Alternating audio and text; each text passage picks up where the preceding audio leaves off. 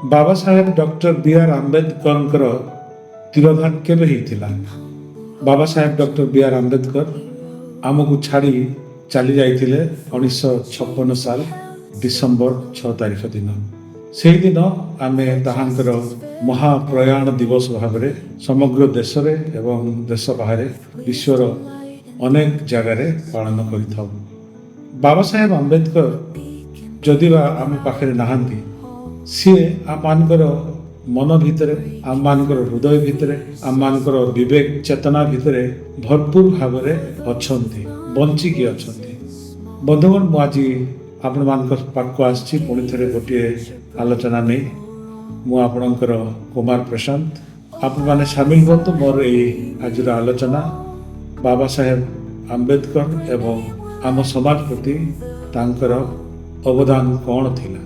आम समस्ते जानिचे बाबा Saheb doctor B R Ambedkar जड़े दलित थिले, गोटे दलित परिवार रे जन्म ग्रहण करथिले एवं दलित ही मध्य से समय रे जो समय रे कि ब्रिटिशर माने आम देश रे शासन करुथिले से समय से उच्च शिक्षित हेबार सुजोग पाइथिले एवं तांको शिक्षा अमेरिका रे हेइथिला, कोलंबिया यूनिवर्सिटी रे हेइथिला, लंडन स्कूल ऑफ इकोनॉमिक्स रे हेइथिला एवं जर्मनी रे मध्य हेइथिला। से जतबेले देश को फेरिले अनेक डिग्री अनेक डॉक्टरेट पदवी हासिल करी देश को आस्तिले एवं यहाँ कहले अत्युक्ति हब नाही जे एई देशर सबुठु बुद्धिमान सबुठु विचक्षण सबुठारु प्रज्ञा संपन्न व्यक्ति विशेष भाव में से समय जनाशुना थिले।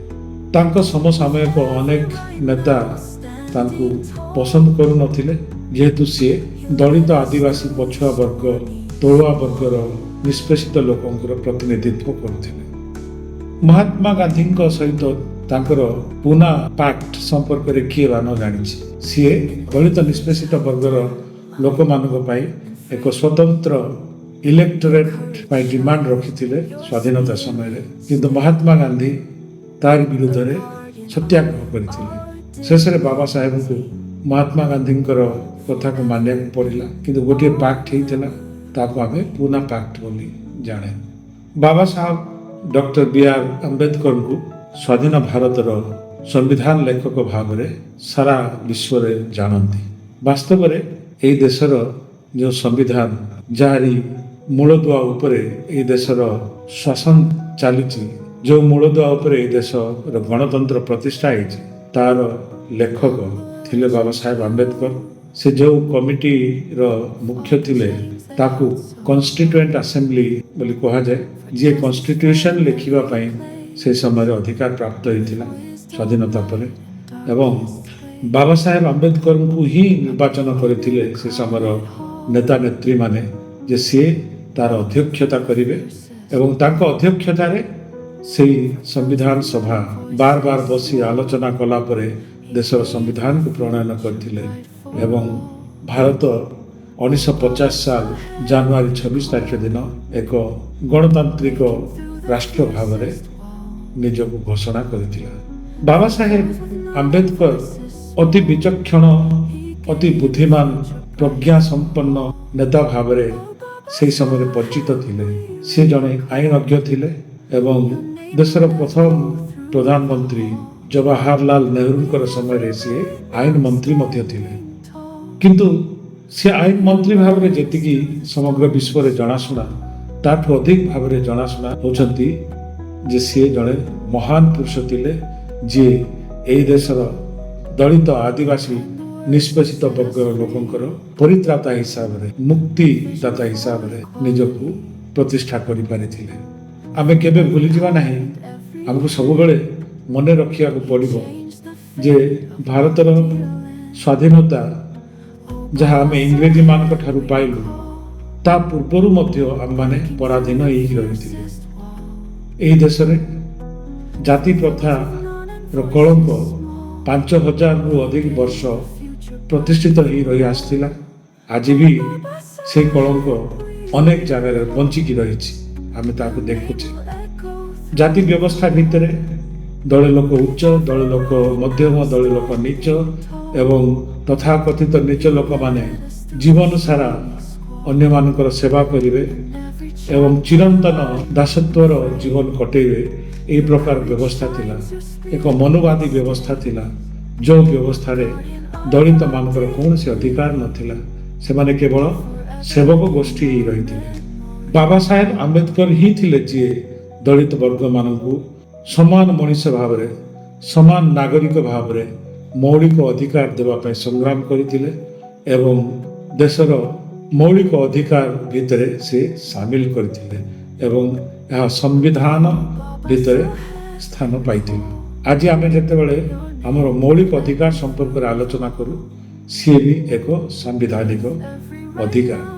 ବନ୍ଧୁଗଣ, ଯେଉଁ ଦାସତ୍ୱ ପ୍ରଥା ଏହି ଦେଶରେ 5000 ବର୍ଷ ପର୍ଯ୍ୟନ୍ତ ବଞ୍ଚି ରହିଥିଲା, ଯାହା ଏକ ସାଧାରଣ ପ୍ରଥା ନଥିଲା, ଧର୍ମ ବିଶ୍ୱାସ ଭାବରେ ଲୋକମାନେ ଏହାକୁ ପ୍ରାକ୍ଟିସ୍ କରୁଥିଲେ। ସେହି ପ୍ରକାର ପ୍ରଥାକୁ ପେନ୍ର ଗୋଟେ ସାଇନ୍ ମାଧ୍ୟମରେ ଚିରଦିନ ପାଇଁ ସେ ହଟେଇ ଦେଲେ। ଏଇଟା ଗୋଟିଏ ଛୋଟିଆ ସଫଳତା ନୁହଁ, ଇଏ ଏକ ଯୁଗାନ୍ତକାରୀ ସଫଳତା ଥିଲା। ଯେତେବେଳେ ବାବା ସାହେବ ସମ୍ବିଧାନ ଭିତରେ ସମସ୍ତଙ୍କୁ ଜାତି, ବର୍ଣ୍ଣ, ଧର୍ମ, ବର୍ଗ, ସ୍ଥାନ, କାଳ, ଲିଙ୍ଗ ନିର୍ବିଶେଷରେ ସମାନ ଅଧିକାର ଦେଲେ, ସମାନ ଅଧିକାରର ବ୍ୟବସ୍ଥା କଲେ ଏବଂ ସମସ୍ତଙ୍କୁ ସମାନ ଭୋଟିଂ ରାଇଟ୍ସର ବନ୍ଦୋବସ୍ତ କଲେ, ସେତେବେଳେ ସିଏ ଏନ୍ସିଓର କଲେ ଯେ ଏଠି ଆଉ ଆଗକୁ କୌଣସି ଲୋକଙ୍କୁ ଜାତି ନାମରେ ଛୋଟ ବୋଲି ବିଚାର କରାଯାଇପାରିବ ନାହିଁ, ଅଛୁଆଁ କରାଯାଇପାରିବ ନାହିଁ। ମଣିଷକୁ ମଣିଷ ଭାବରେ ପଦମର୍ଯ୍ୟାଦା ଦିଆଯିବ, ମଣିଷକୁ ମଣିଷ ଭାବରେ ମାନ୍ୟତା ଦିଆଯିବ। ଯେଉଁ ଜାତି ଯେଉଁ ଧର୍ମର ହେଉନା କାହିଁକି ତାକୁ ମଣିଷ ଭାବରେ ହିଁ ବିଚାର କରାଯିବ। ତେଣୁ ମଣିଷ ସତ୍ୟଠାରୁ ଆଉ କୌଣସି ସତ୍ୟ ଏହି ଦେଶରେ ପ୍ରଚଳିତ ହେବ ନାହିଁ। ଏହାର ସୁବନ୍ଦୋବସ୍ତ ବାବା ସାହେବ ତାଙ୍କ ସମ୍ବିଧାନ ମାଧ୍ୟମରେ କରି ଚାଲି ଯାଇଅଛନ୍ତି। ବନ୍ଧୁଗଣ, ବାବା ସାହେବ ଆମ୍ବେଦକରଙ୍କର ମହାତ୍ମ୍ୟ ଆମ ସମସ୍ତଙ୍କ ଜୀବନରେ ବହୁତ ରହିଛି। ତାଙ୍କ ଚିନ୍ତାଧାରା ବହୁତ ପ୍ରଭାବଶାଳୀ ଥିଲା। ତାଙ୍କର ସେଇ ପ୍ରଭାବଶାଳୀ ଚିନ୍ତାଧାରା ଯୋଗୁଁ ସେହି ସମୟରେ ସମସ୍ତ ବିଦ୍ୱାନ ଲୋକମାନେ ତାଙ୍କୁ ସବୁଠାରୁ ଶ୍ରେଷ୍ଠ ବିଦ୍ୱାନ ଭାବରେ ମାନିଥିଲେ, ସ୍ୱୀକାର କରିଥିଲେ। ତାଙ୍କର ପ୍ରତିଭା ଆଗରେ ସମସ୍ତେ ମୁଣ୍ଡ ନୁଆଇଥିଲେ ଏବଂ ତାଙ୍କୁ ସମାଜର ପ୍ରତିଷ୍ଠିତ ଲୋକମାନଙ୍କ ଭିତରେ ଗଣିଥିଲେ ଏବଂ ଏହି ଦେଶର ସମ୍ବିଧାନକୁ ଲେଖିବାର ଅଧିକାର ମଧ୍ୟ ଦେଇଥିଲେ। ବନ୍ଧୁଗଣ, ଆଜି ଆମେ ଯଦି ଏହି ଦେଶରେ ସମାନ ନାଗରିକ ହେଇ ନାଗରିକତାର ଅଧିକାର ପାଇଛୁ, ତାହା ବାବା ସାହେବଙ୍କର ଅବଦାନ। ସେହି ଅବଦାନକୁ ଆମକୁ ବଞ୍ଚାଇ ରଖିବାକୁ ପଡ଼ିବ। କାହିଁକି? ବାବା ସାହେବ ସିନା ସମ୍ବିଧାନ ଆମକୁ ଦେଇକି ଚାଲିଗଲେ, ସମ୍ବିଧାନ ଯେଉଁଥିରେ ସମସ୍ତ ଭଲ ବିଷୟ ବ୍ୟବସ୍ଥା ହେଇ ରହିଛି, କିନ୍ତୁ ବାସ୍ତବରେ ତାହାକୁ ଗାଁ ସ୍ତରରେ, ଲୋକମାନଙ୍କ ଜୀବନରେ, ନାଗରିକ ସମାଜରେ କାର୍ଯ୍ୟକାରୀ କରାଯାଉଅଛି କି? ଆଜି ମଧ୍ୟ ଆମ ଦେଶରେ ଲୋକମାନଙ୍କୁ ଜାତି ନାଁରେ ନିର୍ଯାତନା ଦିଆଯାଉ ନାହିଁ କି? ଆଜି ମଧ୍ୟ ଲୋକମାନେ ଜାତି, ଧର୍ମ, ଭାଷା ଭିତ୍ତିରେ ଭାଗ ଭାଗ ହେଉନାହାନ୍ତି କି? ପାତର ଅନ୍ତର ପ୍ରାକ୍ଟିସ୍ ହେଉନାହିଁ କି? ବିଭିନ୍ନ ପ୍ରକାର ଡିସ୍କ୍ରିମିନେସନ୍ ଯେଉଁଟା ଆମେ କହେ, ଇନଜଷ୍ଟିସ୍ ଆମେ ଯେଉଁଟା କହେ, ସେଇଗୁଡ଼ାକ ସମାଜରେ କ'ଣ ପ୍ରାକ୍ଟିସ୍ ହେଉନାହିଁ? ହେଉଛି। ଆଜି ମଧ୍ୟ ଆମେ ଦେଖୁଛୁ ଯେ ଜଣେ ଗୋଟେ ଧର୍ମ ବିଶ୍ୱାସ କଲା, ତେଣୁ ତାକୁ ଧର୍ମ ଭିତରେ ତାଡ଼ନା ଦିଆଯାଉଛି। ଜଣେ ଲୋକ ଦଳିତ, ଯେହେତୁ ସେ ଜଣେ ଦଳିତ, ତେଣୁ ତାକୁ ବିଭିନ୍ନ ଜାଗାରେ ଅଧିକାରରୁ ବଞ୍ଚିତ କରାଯାଉଛି। ସମ୍ବିଧାନରେ ତ ଅଛୁଆଁ ବ୍ୟବସ୍ଥାକୁ ହଟେଇ ଦିଆଯାଇଛି, ଅଛବତାକୁ ବେଆଇନ କରାଯାଇଛି, କିନ୍ତୁ ଅଛୁଆଁ ବ୍ୟବସ୍ଥା ଏ ପର୍ଯ୍ୟନ୍ତ ରହିଛି। ଅନଟଚେବିଲିଟି ପ୍ରାକ୍ଟିସ୍ ଯେଉଁଟାକୁ ଆମେ ଇଂରାଜୀରେ କହୁ, ସେଇଟା ଏ ପର୍ଯ୍ୟନ୍ତ ରହିଛି। ତେବେ ବାବା ସାହେବ ସିନା ଚାଲିଗଲେ, ସେ ଯେଉଁ ସଂଗ୍ରାମ ଆମ ପାଇଁ ଲେଖିଦେଲେ, ଯେଉଁ ସଂଗ୍ରାମ ସେ ଆରମ୍ଭ କରିଥିଲେ, ସେହି ସଂଗ୍ରାମ କିନ୍ତୁ ସରିନାହିଁ। ସେହି ସଂଗ୍ରାମ ଆଗରେ ରହିଛି। ସେଥିପାଇଁ ତ ବାବା ସାହେବ କହିଥିଲେ ଯେ ଶିକ୍ଷିତ ହୁଅ, ସଂଗଠିତ ହୁଅ ଏବଂ ସଂଗ୍ରାମ କର, ଏଜୁକେଟ୍, ଅର୍ଗାନାଇଜ୍ ଆଣ୍ଡ ଆଜିଟେଟ୍। ବନ୍ଧୁଗଣ, ଆଗ ଅପେକ୍ଷା ଆଜି ଦିନରେ ଏହି ସଂଗ୍ରାମର ଆବଶ୍ୟକତା ଅଧିକ ହେଇଛି।